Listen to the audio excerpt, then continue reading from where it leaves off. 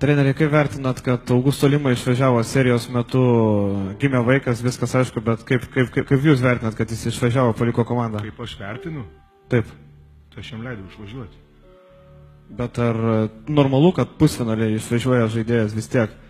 O tu turi vaikų. Tai kaip turėsi vaikų, jaunuolį suprasi. Nes čia yra maksimumas, ką žmogus gali patirti. Vau, geras klausimas tikrai. Tu galvoji, krepšinis yra svarbiausia gyvenime. Pusfinalis? O kam jisai yra svarbus? Kuriai? Tu matei kiek žiūrovų? Svarbu? Ar žmogui?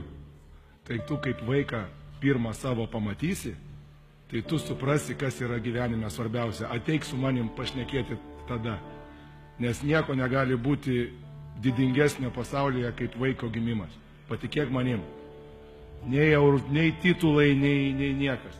Augusto Lima yra dabar padangėse ant emocijų. Aš labai džiaugiuosi už jį.